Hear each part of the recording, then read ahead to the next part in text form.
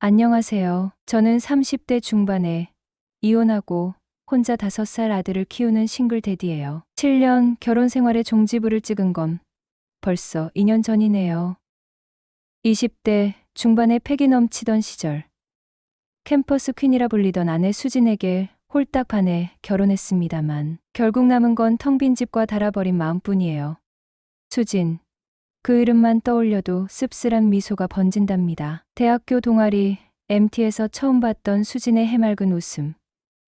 쏟아지는 햇살 아래 반짝이던 금빛 머리카락. 그때는 정말이지 세상 전부를 다 가진 기분이었죠. 연애는 달콤했어요. 풋풋한 캠퍼스 커플, 손잡고 도서관 앞에서 몰래 뽀뽀하고 텅 빈 강의실에서 미래를 속삭이던 그때, 수지는 늘 활기 넘치고 긍정적이었어요. 새로운 옷, 새로운 화장품, 새로운 맛집, 늘 새로운 것을 갈망하는 여자였죠. 저는 그런 수진의 생기발랄함에 넋을 잃었던 것 같습니다. 결혼?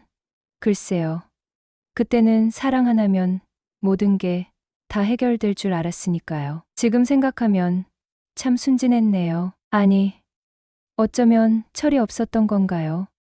결혼 초반 2년은 뭐 나쁘지 않았습니다. 새로운 가정을 꾸리는 설렘, 알콩달콩한 신혼생활, 깨볶는 냄새가 진동한다는 말. 그게 딱 우리 부부를 두고 하는 말 같았어요. 하지만 시간이 지나면서 서서히 수진의 본 모습이 드러나기 시작하더군요. 연애 시절의 그 발랄함은 글쎄 점점 게으름과 무책임함으로 변질되는 느낌이었어요. 집안일은 뒷전, 밥은 거의 시켜 먹거나 외식, 빨래는 쌓일 대로 쌓여서 발 디딜 틈이 없을 정도였습니다. 퇴근하고 집에 돌아오면 엉망진창이 된 집안 꼴에 한숨부터 나왔습니다. 처음엔 신혼초니까 아직 적응 중이겠지 싶어서 제가 더 부지런히 움직였습니다. 청소도 제가 도맡아 하고, 빨래도 제가 하고, 밥도 웬만하면 제가 차렸어요. 하지만 시간이 흘러도 상황은 변하지 않더군요. 수지는 집안일에 아예 손 하나 까딱 안 하려고 했습니다. 오히려 그런 저를 답답해하는 눈치였죠. 남자들은 원래 그런 거 싫어하지 않아? 되려 저한테 핀잔을 줄 때도 있었어요. 싸움. 당연히 잦아졌죠. 처음엔 말다툼, 나중엔 냉전. 저는 수진이한테 제발 집안일 좀 도와달라고, 최소한 자기 밥그릇 정도는 설거지통에 넣어달라고 부탁했지만 쇠귀에 경일 끼었어요. 피곤해. 원래 살림은 내 체질 아니야. 나는 커리어 우먼이지. 가정주부가 아니잖아. 변명은 끝도 없이 쏟아져 나왔습니다. 저는 점점 지쳐갔어요. 그렇게 사랑했던 수진의 그 햇살 같던 미소는 점점 그림자에 가려지고 날카로운 짜증과 냉소만이 남은 여자. 그게 제 아내의 민낯이었던 거죠. 결정적으로 이혼을 결심하게 된 건 아들 민준이가 태어나면서부터였습니다. 애 낳으면 철이 들까 아주 잠깐 기대했던 제가 어리석었죠. 수지는 엄마가 될 준비가 전혀 안 되어 있었습니다. 아니, 어쩌면 엄마가 될 자격조차 없었던 건지도 몰라요. 육아는 오롯이 제 몫이었으니깐요. 밤새 낑낑거리는 민준이 젖먹이고 기저귀 갈고 열이라도 날까 밤새 뜬 눈으로 지새우는 건 늘 저 혼자였어요. 수지는 옆에서 코 골면서 단잠을 잤습니다. 아침이 되면 퉁퉁 부은 얼굴로 겨우 일어나 대충 화장하고 옷 갈아입고 출근하기 바빴죠. 애 밥은커녕 자기 밥도 제대로 챙겨 먹는 꼴을 못 봤습니다. 저는 회사일, 육아, 집안일까지 혼자 짊어지느라 어깨가 짓눌리는 것 같았습니다. 숨 막히는 현실, 벗어나고 싶었지만 민준이 얼굴만 보면 차마 그럴 수가 없었어요. 숱한 밤을 눈물로 지새웠죠. 수진이 붙잡고 울면서 애원도 했어요. 제발 엄마로서, 아내로서 책임감을 좀 가져달라고. 하지만 수지는 냉담했네요. 나 힘들게 하지 마. 나도 내 인생이 있어. 당신 때문에 숨 막혀 죽을 것 같아. 돌아오는 건 날카로운 비난과 원망뿐이었죠. 더 이상 희망은 없다는 걸 깨달았습니다. 7년 결혼 생활. 그렇게 허무하게 막을 내린 겁니다. 이혼 서류에 도장 찍던 날, 수지는 오히려 후련해하는 표정이었어요. 저는 텅 빈 집으로 돌아와 멍하니 소파에 앉아 담배만 태워댔습니다. 후회, 분노, 슬픔, 허탈한 온갖 감정들이 뒤섞여서 가슴 속을 후벼 파는 것 같았어요. 가장 큰 걱정은 역시 민준이었습니다. 수진에게 애를 맡길 수는 없었어요. 걔는 엄마로서 자격이 없다고 생각했으니까요. 결국 민준이는 제가 데려왔습니다. 다행히 어머니가 흔쾌히 도와주셨죠. 어머니는 민준이를 친손주 이상으로 예뻐하고 끔찍이 아껴주셨어요. 어머니 덕분에 겨우 숨통이 트였지만 싱글 대디로서 살아가는 건 여전히 고독하고 힘겨운 일이었어요. 밤늦게 야근하고 집에 돌아오면 깜깜한 집, 잠든 민준이만이 저를 기다리고 있었죠. 가끔은 모든 걸 다 포기하고 싶을 만큼 지칠 때도 있었어요. 하지만 그럴 때마다 민준이 해맑게 웃는 얼굴을 보면 다시 힘을 내게 됩니다. 아들을 위해서라도 저는 강해져야 했죠. 좋은 아빠가 되어야죠. 그게 지금 제가 살아가는 이유이자 버티는 힘이었어요. 서울 변두리 24평 아파트. 빚은 아직 갚아야 할 만큼 남았지만 그래도 내 집이라는 공간은 왠지 모를 안도감을 줬습니다. 하지만 혼자 사는 집은 밤이 되면 유난히 더 휑하고 적막했어요. 특히 민준이 재워놓고 나면 그 정적은 마치 뼛속까지 스며드는 냉기 같았죠. 가끔 답답한 마음에 맥주라도 한 캔 따지만 술 기운에 잠시 잊힐 뿐 근본적인 외로움은 해소되지 않았어요. 그러던 어느 날 삶의 작은 균열이 생기기 시작했어요. 아파트 위층에 사는 아주머니, 아니, 정확히 말하면 할머니를 알게 되면서부터였어요. 그 아주머니는 첫눈에 배우 김미숙 씨를 떠올리게 할 만큼 지적인 분위기가 물씬 풍기는 분이셨어요. 특유의 맑고 깊은 눈과 단정하게 정돈된 헤어는 세월의 흐름 속에서도 변치 않는 세련되고 도시적인 이미지를 더욱 돋보이게 하였어요. 나도 나중에 저렇게 멋있게 나이 들고 싶다는 생각을 절로 하게 만드는 어딘지 모르게 사람을 끌어당기는 매력을 가진 분이었죠. 어느 날 아침 민준이를 어린이집에 데려다 주다가 엘리베이터 앞에서 처음 마주쳤어요. 안녕하세요. 어색하게 인사를 건네자 아주머니는 저는 10층의 상철 할머니예요. 라며 살갑게 자기소개를 했어요. 그 후로 엘리베이터나 아파트 단지에서 마주칠 때마다 자연스럽게 인사를 나누게 되었죠. 며칠 뒤 아주머니가 엘리베이터 안에서 민준이를 보며 아유, 우리 손주 녀석이랑 같은 어린이집 다니나 봐요. 라고 말하는 것이었습니다. 신기하게도 우리 아들과 아주머니 손자가 같은 어린이집에 다닌다는 사실을 알게 된 겁니다. 세상 참 좁다는 생각. 그리고 왠지 모를 묘한 인연 같은 걸 느꼈어요. 어느 날 제가 먼저 조심스레 3년 차 돌싱임을 밝혔더니 그녀는 오히려 환하게 웃으며 저는 10년 차 과부예요. 라고 털어놓는 것이 아니겠어요? 그 순간 우리는 서로를 마주보며 한참 동안 웃음을 터뜨렸네요. 우스꽝스러운 농담을 주고받은 것도 아니었는데 돌이켜보면 비슷한 처지라는 공감대가 웃음의 이유였던 것 같아요. 그렇게 웃음으로 어색함을 녹여낸 그날 이후 우리는 눈에 띄게 가까워졌죠. 식사는 하셨어요? 오늘 날씨가 참 춥네요. 혼자 애 키우시느라 힘드시죠? 와 같은 평범한 인사말들이 오갔지만 왠지 모르게 마음이 통하는 듯한 느낌을 받았어요. 혼자 사는 제게 건네는 따뜻한 말 한마디는 작은 위로가 되었고 대화가 이어질수록 편안함과 즐거움이 느껴졌죠. 어린이집 행사 이야기, 아이들 장난감 이야기, 심지어는 서로의 살아온 이야기까지 털어놓기도 했어요. 하지만 가끔씩 드러나는 쓸쓸함이 왠지 모르게 제 마음을 건드렸죠. 저와 비슷한 외로움을 느끼는 사람. 어쩌면 그래서 더 끌렸는지도 몰라요. 그날은 아침부터 늦가을 찬바람이 옷깃을 파고드는 매서운 날이었어요. 서둘러 출근 준비를 마치고 지하 주차장으로 내려갔는데 눈앞에 웬 얄미운 레이 한 대가 떡 버티고 서 있는 게 아니겠어요?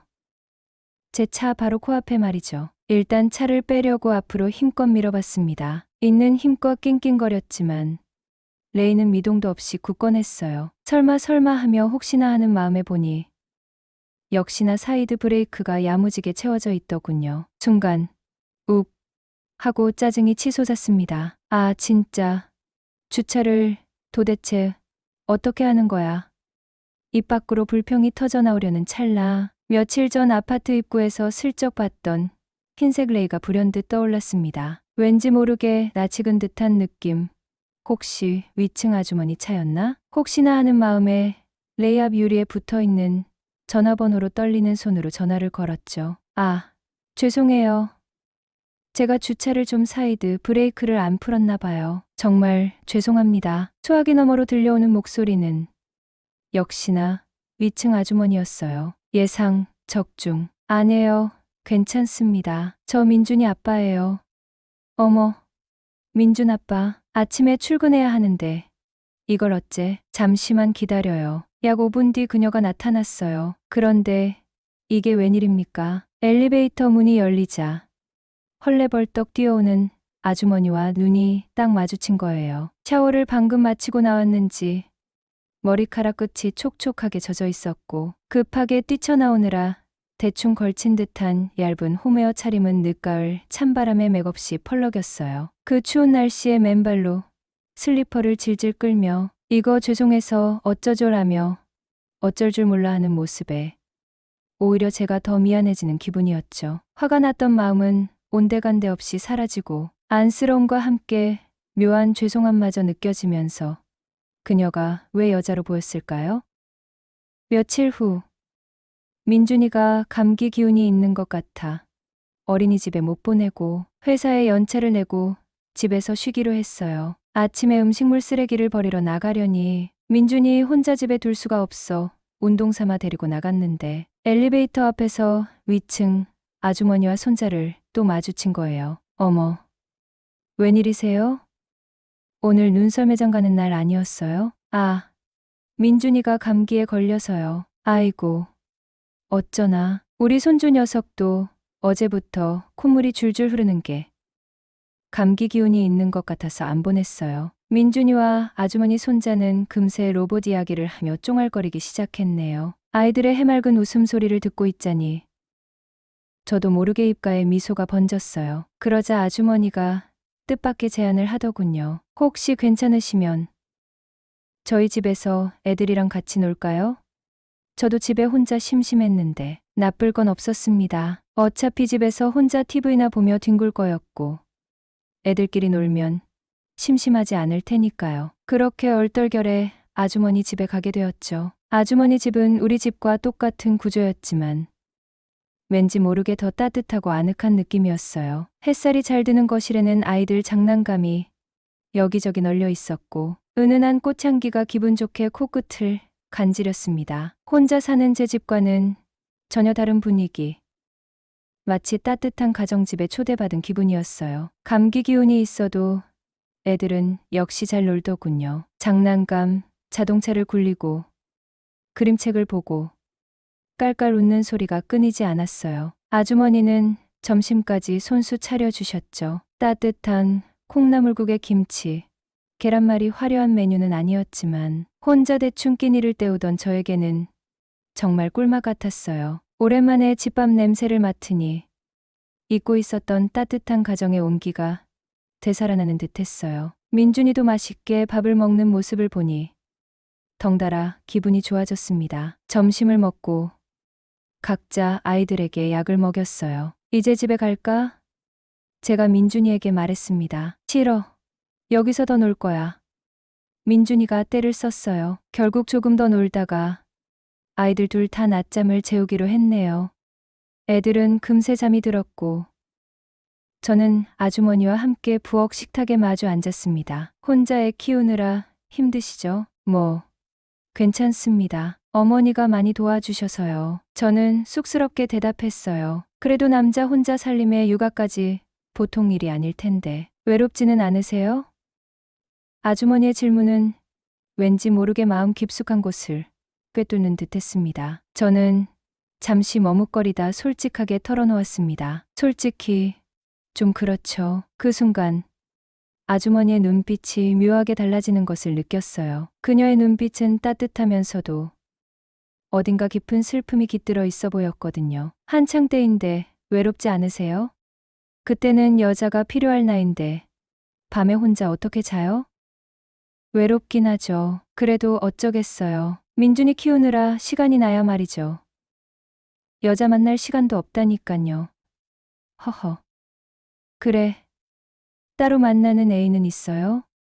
애인 없다니깐요. 아니, 그런 애인 말고 따로 파트너나 엔조이 같은 적적할 때 만나는 사람이요. 그런 사람도 없네요. 어머어머, 어째 마누라도 없고 애인도 없으면 무슨 재미로 산대. 호호, 둘만 있게 되자 어색한 분위기를 풀려고 그랬는지 아주머니는 다소 짓궂은 농담을 서슴없이 하였어요. 처음엔 좀 당황스러웠지만 저도 받아쳤네요. 상철 할머니는 혹시 만나는 남자 있으세요? 아니, 나도 없어요. 그럼 밤을 혼자 보내는 건 똑같은 처지네요. 크크. 젊디 젊은 민준 아빠랑 할머니랑 어디 갔나요? 왜 그런 생각을 하세요? 상철 할머니 정도면 꽤 괜찮으신데 저도 솔직히 말해드렸으니 상철 할머니도 솔직히 말씀해 보세요. 남자가 그리우시죠? 안 그립다면 거짓말이겠죠. 나도 사람이기 전에 여잔데 여자는 다 사랑받고 싶어 하잖아요. 특히 남자한테요. 저도 똑같죠 뭐.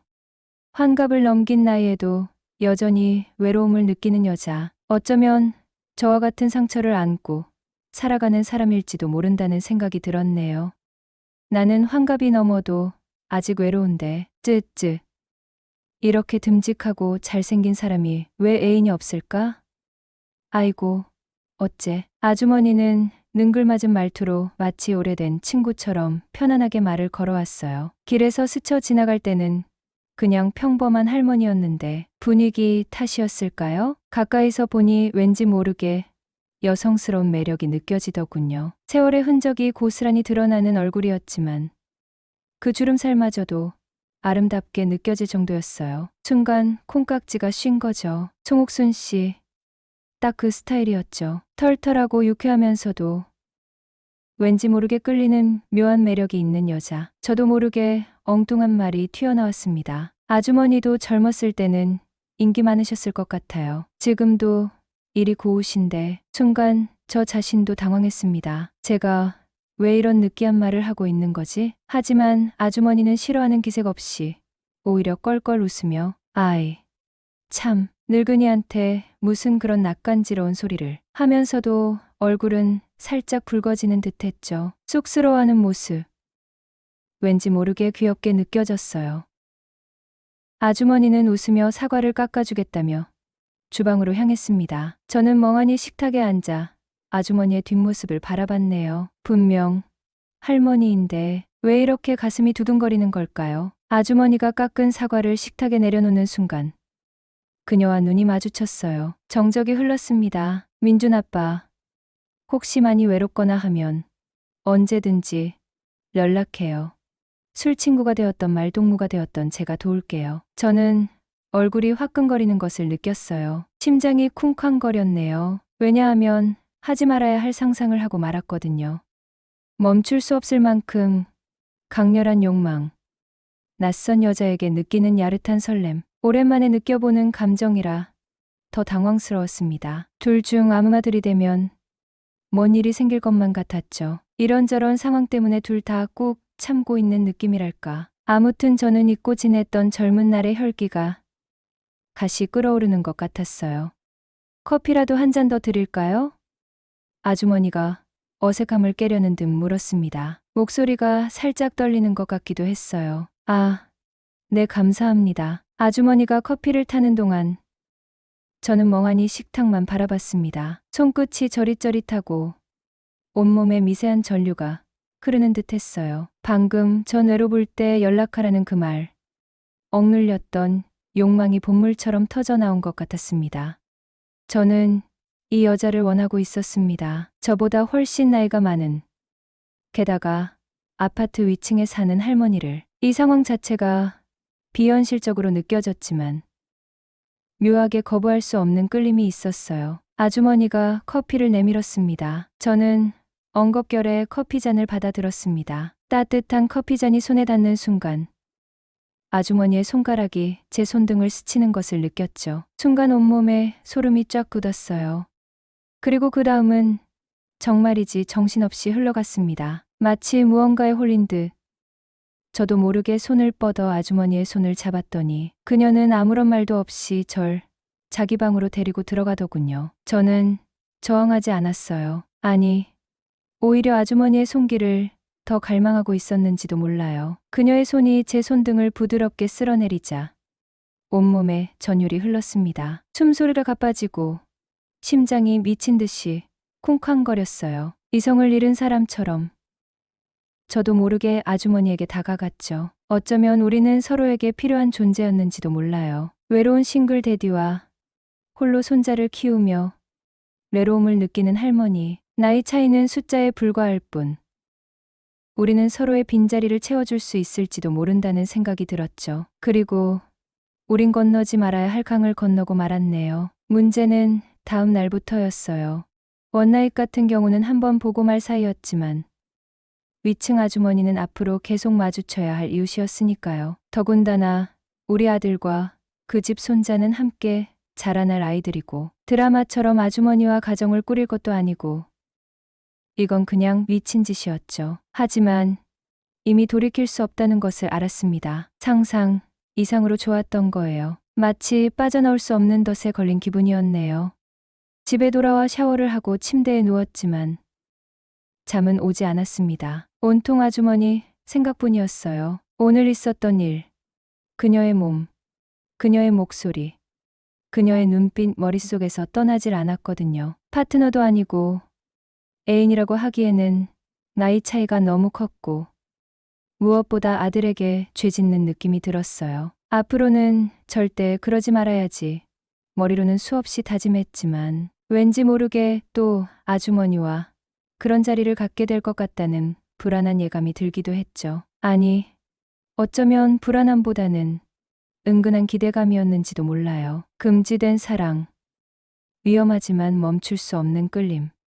저는 점점 더 깊은 수렁으로 빠져들고 있었던 겁니다. 샤워할 때도, 운전할 때도, 심지어 회사에서 회의 중에도 불쑥불쑥 그녀의 얼굴이 떠올랐어요. 처음에는 현타가 시게 왔었죠. 내가 미쳤지. 60 넘은 할머니랑 그것도 아파트 위층 여자랑. 스스로를 자책하고 후회했지만 시간이 지날수록 묘하게 그녀가 보고 싶어지는 거예요. 그녀 매력에 푹 빠진 걸까? 아무튼 그녀의 따뜻한 손길과 능숙함을 잊으려고 애쓸수록 오히려 더 선명하게 떠올랐어요. 하지만 이성적으로 생각하면 이건 정말 미친 짓이잖아요. 괜히 섣불리 연락했다가 발목이라도 잡히면 큰일 날 수도 있고 무엇보다 아들 민준이에게 부끄러운 아빠가 될 수는 없잖아요. 그래서 꾹 참았죠. 애써 그녀 생각을 떨쳐내려고 일에 몰두하고 술도 좀 더 마시고 억지로 잠을 청하기도 했습니다. 하지만 소용없었어요. 밤이 되면 어김없이 그녀의 잔상이 떠올라 잠 못 이루는 밤이 계속되었죠. 그러던 주말 저녁 핸드폰이 울렸습니다. 발신 번호를 확인하니 바로 상철 할머니였죠. 심장이 쿵 하고 내려앉는 기분이었어요. 떨리는 손으로 전화를 받았습니다. 저녁 식사는 하셨어요? 아직요. 혹시 시간 괜찮으시면 저희 집에서 맥주라도 한잔 하실래요? 집에 아무도 없는데 혼자 술 마시기는 좀 그렇고 해서요. 순간 머릿속이 하얗게 되는 기분이었어요. 가야 하나, 말아야 하나, 수없이 고민했던 질문이 눈앞에 현실로 닥쳐온 겁니다. 머리로는 안 된다고, 위험하다고, 당장 끊으라고 외쳤지만 몸은 이미 그녀의 집으로 향하고 있었습니다. 이미 이성을 잃어버린 거죠. 어쩌면 처음부터 멈출 수 없었는지도 몰라요. 운명처럼 거부할 수 없는 이끌림에 이끌려 또다시 돌아올 수 없는 강을 건너고 만 겁니다. 엘리베이터를 타고 10층 버튼을 누르는 순간 심장이 터질 듯이 쿵쾅거렸습니다. 손에 땀이 흥건하고 입술은 바짝 말랐어요. 혹시라도 누가 볼까? 괜히 주변을 두리번거리기도 했죠. 드디어 10층에 도착하고 엘리베이터 문이 열렸어요. 복도 끝. 익숙한 문 앞에 서서 숨을 크게 쉬고 초인종을 눌렀습니다. 딩동 짧고 경쾌한 초인종 소리가 굳게 닫힌 침묵을 깼어요. 잠시 후 문이 조심스럽게 열렸습니다. 문틈으로 드러난 아주머니의 얼굴은 어딘가 긴장한 듯 굳어 있었지만 촉촉하게 젖은 눈빛만은 부드러웠습니다. 어서 와요. 근데 이건 또 웬일이단 말입니까? 평소 단정하고 수수한 옷차림만 고수하던 그녀가 그날은 마치 신혼 첫날 밤을 맞이하는 새색시처럼 짙은 화장에 야시시한 옷을 입고 수줍은 듯 미소 지으며 저를 맞이하는 것이 아니겠습니까? 거실 테이블 위에는 맥주 몇 캔과 간단한 안주가 놓여 있었고 은은한 클래식 음악까지 흐르고 있었고요. 저는 다시 한번 마음이 흔들리기 시작했네요. 내가 먼저는 아니지만 그녀가 또 내 손을 잡고 방으로 이끈다면 과연 싫어요. 라고 단호하게 말할 수 있을까? 자신할 수 없었습니다. 별건 없지만 같이 드실래요? 네. 감사합니다. 어색한 침묵이 흘렀지만 불편함보다는 묘한 긴장감과 설렘이 감도는 침묵이었어요. 맥주를 한 모금 들이키자 쌉쌀한 맛이 긴장을 조금 풀어주는 듯했습니다. 그날 일은 정말 죄송했어요. 아주머니가 조심스럽게 입을 열었습니다. 얼굴은 여전히 붉어져 있었고 시선을 애써 피하는 듯했어요. 아니에요. 제가 더 실례를 범한 것 같아서. 저도 덩달아 얼굴이 붉어지며 어색하게 사과를 했죠. 아니에요. 오히려 고마웠어요. 아주머니의 예상 밖의 대답에 저는 놀라서 그녀를 바라봤습니다. 아주머니는 여전히 시선을 피했지만 뺨은 더욱 굵어져 있었어요. 고맙다니요? 저는 되물었습니다. 도대체 뭐가 고맙다는 건지 이해할 수 없었으니까요. 아주머니는 잠시 머뭇거리다 용기를 내듯 천천히 입을 열었습니다. 솔직히 저도 여자잖아요. 환갑이 넘었어도 외롭지 않다면 거짓말이죠. 남편은 오래전에 먼저 갔고 자식들은 다 컸고 혼자 손주 보는 게 낙이긴 하지만 가끔씩 텅 빈 집에 혼자 남겨질 때면 정말이지 캄캄한 터널 속에 갇힌 기분이 들 때가 있어요. 아주머니의 솔직한 고백에 가슴이 뭉클해지는 것을 느꼈습니다. 환갑이 넘은 나이에도 여전히 외로움을 느끼는 여자. 남편을 잃고 혼자 짊어져야 했던 삶의 무게. 저와는 비교할 수 없을 만큼 깊고 무거운 외로움일 거라는 생각이 들었습니다. 저 역시 이혼 후 혼자 느끼는 고독감에 짓눌려왔으니까. 아주머니의 외로움이 왠지 모르게 더 절실하게 와 닿았죠. 저도 혼자라서 외로울 때가 많아요. 이혼하고 혼자 애 키우면서 가끔씩 정말 캄캄한 밤길을 혼자 걷는 기분이 들 때가 있어요. 앞이 안 보이는 막막함.